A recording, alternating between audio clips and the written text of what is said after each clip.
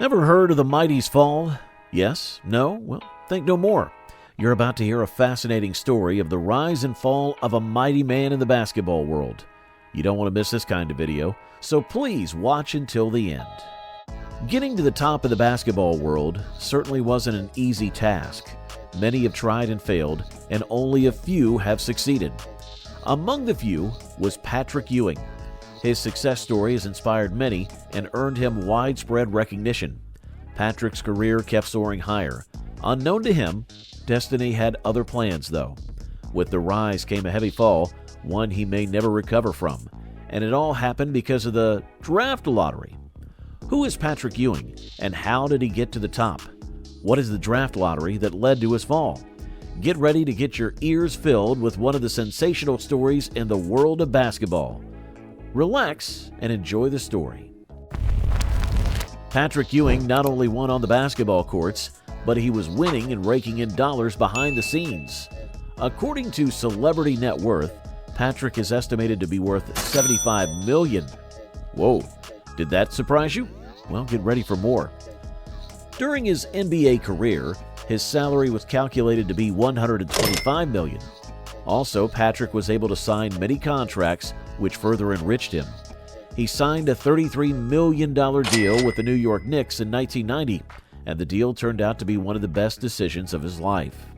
According to records, the deal made him one of the highest-paid players in the league at the time. Later in his career, he signed a 4-year, $55 million deal with the Seattle Supersonics in 2000. His commitment and devotion to his career earned him a substantial income. There were no detailed records of other sources of income, if he had any. Patrick only built his wealth through his career. While many people believed he got his wealth on a platter, it will surprise you that his path to the top was not easy. Care to find out? Stay tuned. Patrick Ewing was born on the 5th of August 1962 in Kingsport, Jamaica, to Carl and Dorothy Ewing. His birth records revealed that he was born one day before Jamaica declared independence. For his parents, his arrival into the world was a great blessing, and they loved him. At an early age, they discovered that he was very talented in sports, especially in cricket and soccer. During his teenage years, Patrick excelled in these two sports. Later, in 1975, he moved to the United States and settled with his family outside Boston and Cambridge, Massachusetts. After discovering his talents very early, he pursued and devoted himself to them. With the help of John Fountain and his coach Mike Jarvis, Patrick was able to learn how to play basketball at Cambridge Rindge and Latin School. After just a few years of playing basketball, Patrick became one of the best high school players in the country. Not just that, it was also reported that he was one of the best among the most intimidating forces ever seen at that level, given his size and athleticism. One of Patrick's challenges in his early career was his stature. He had a small stature compared to the level he played, and this subjected him to taunts and jeers from hostile crowds. On one occasion, his rival fans rocked the team bus when a squad arrived to play an away game. It was bad and they had to protect themselves. However, none of these fans stopped Patrick. He led Cambridge Rindge and Latin to 3 consecutive Massachusetts Division State Championships from 1979 to 1981. Later, Patrick joined the MIT Wellesley Upward Bound program as he prepared for college. When he got into college, he could not hold back his love for basketball and signed a letter of intent to play for Coach John Thompson at Georgetown University. He did this when he became a senior in high school. After signing the form, he announced it in Boston, where he was surrounded by fans hoping he would play for local schools like Boston College or Boston University. When they heard his announcement, they were angry and left the room. His fans were disappointed in him, but that didn't stop Patrick. He continued his dream. During his recruitment, Patrick was very close to signing a letter of intent to play for Dean Smith and the University of North Carolina, but he was discouraged. While having his recruiting visit, he witnessed a nearby rally for the Ku Klux Klan. He was not okay with this, and this made him change his mind about the University of North Carolina. During his freshman year, Patrick became one of the first college players to start and star on the university team as a freshman, and kept on setting new records. During the 1981-82 season, He led the Hoyas to their second Big East tournament title in school history and a #1 seed in the NCAA tournament. In the tournament, the Hoyas advanced to their first Final Four since 1943. There, they defeated the University of Louisville 50-46 to set up a showdown in the NCAA final against North Carolina. Later, in one of the most breathtaking championship games in NCAA history, Patrick was called for goaltending 5 times in the first half. This was later revealed to be intentional at the request of Coach John Thompson. On that day, Patrick made sure to set the tone for the Hoyas, and his presence was felt. The Hoyas led late in the game, but a shot by future NBA superstar Michael Jordan gave North Carolina the lead. Though it was reported that Georgetown still had a chance at winning the game in the final seconds, Freddie Brown ruined that chance. He mistakenly threw a bad pass directly to opposing player James Worthy, sealing the win for the Tar Heels. Now, let's explore his success and transition to being a coach. Patrick Ewing continued to receive more offers due to his skills and winning record. Later, in the 2000 offseason, Patrick requested a trade from New York, and the Knicks complied. Upon his request, they sent him to the Seattle Supersonics in a 4-team trade. Also, the Knicks sent Chris Dudley to Phoenix in the deal and received Glenn Rice, Luke Longley, Travis Knight, Vladimir Stepania, Lazaro Burrell, Vernon Maxwell, 2 first-round draft picks, and 2 second-round draft picks from Seattle. Things were going well until Patrick dropped a bomb. After 1 season with the Supersonics and spending another one with the Orlando Magic, he announced his retirement on September the 18th of 2002. The news came as a rude shock to many. However, Patrick already had it all planned out. After that season, he took a job as an assistant coach with the Washington Wizards.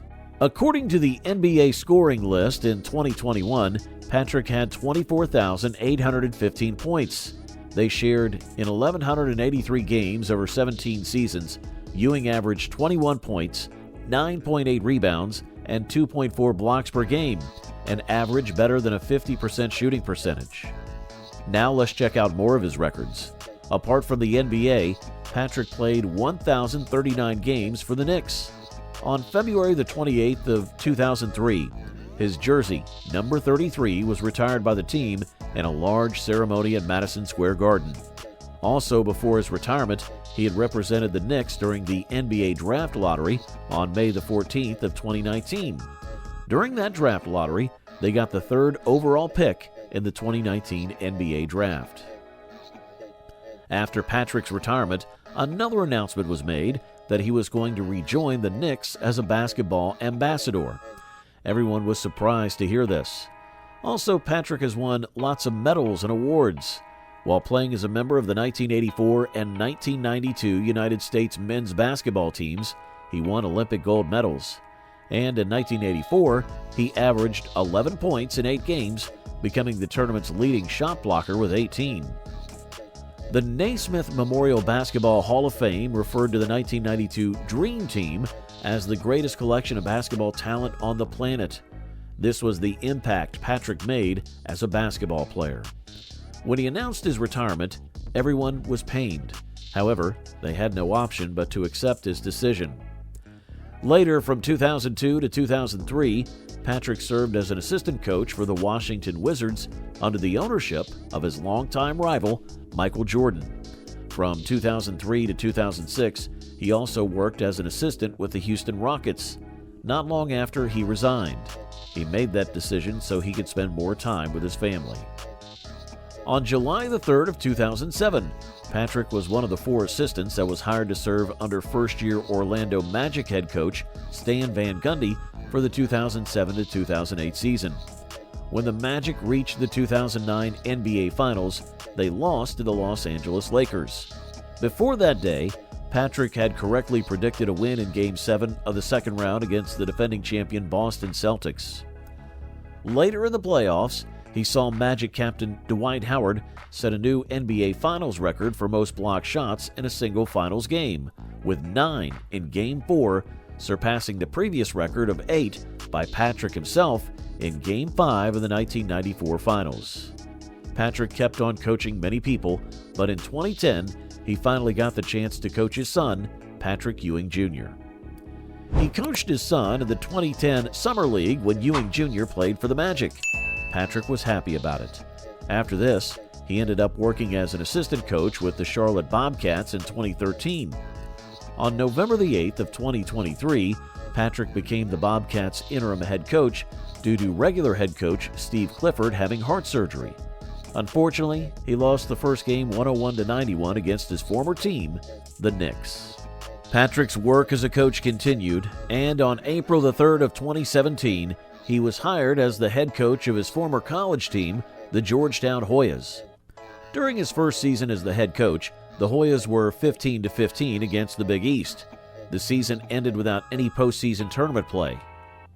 Later, in Patrick's second season, Georgetown was 19-14 and finished tied in third place in the Big East with a 9-9 record. Due to their success, the Hoyas were awarded a bid in the 2019 National Invitation Tournament. It was their first postseason tournament since 2015. James Aquino was named the Big East Rookie of the Year, and other freshmen like Mac McClung and Josh LeBlanc joined him on the Big East All-Freshman team. In Patrick's third season, the Hoyas finished 15-17 overall and 5-13 in the Big East, and they lost in the first round of the 2020 Big East Tournament the day before all further postseason play was canceled due to the onset of the COVID-19 pandemic. In his fourth season, after finishing the regular season with a record of 13-13 and 7-9 in the Big East, he led the Hoyas to the 2021 Big East Conference Tournament Championship as the 8th seed in the tournament. There, they defeated the first-seeded Villanova Wildcats in the quarterfinals.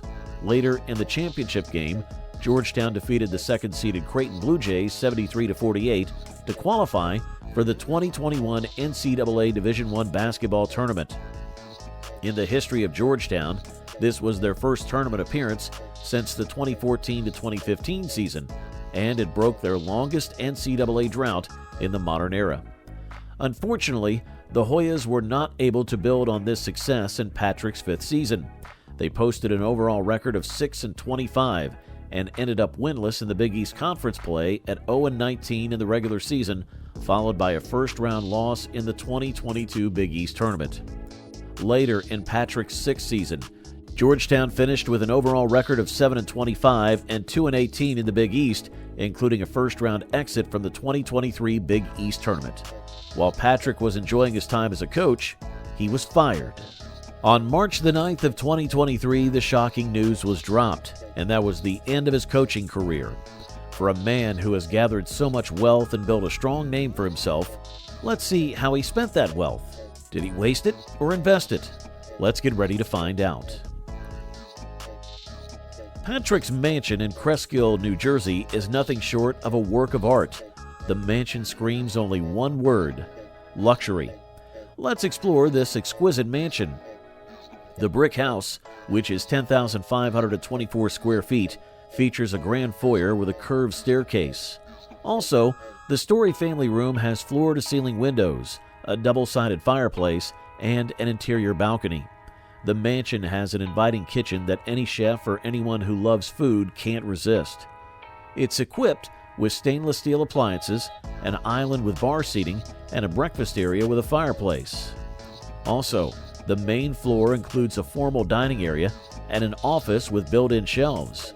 For ease and comfort, an elevator is built inside the mansion, making it easier to go to the second floor, where you'll find the master suite with a fireplace and 4 more bedrooms with private baths.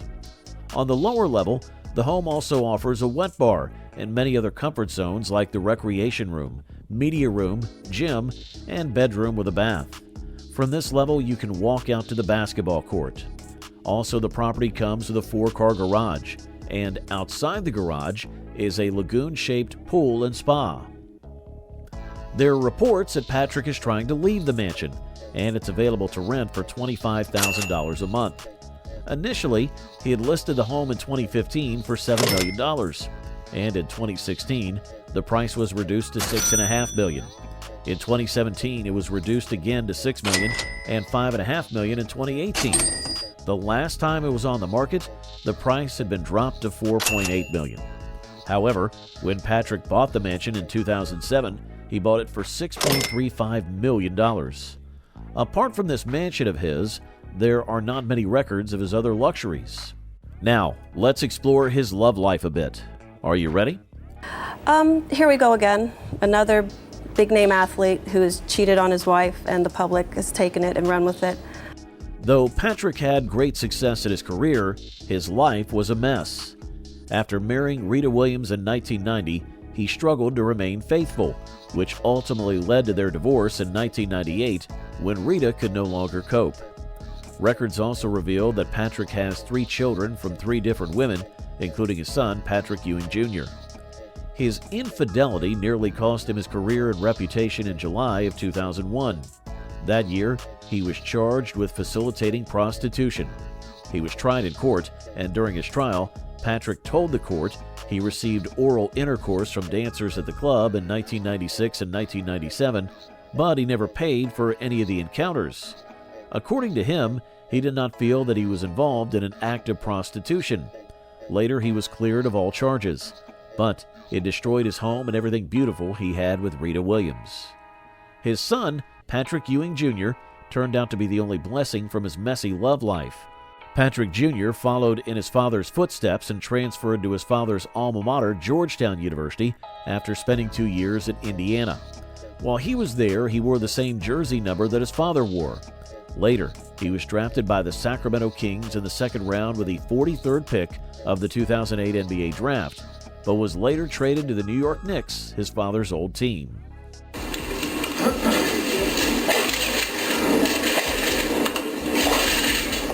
During the 1985 NBA draft, Patrick was selected by the Knicks with the number 1 pick.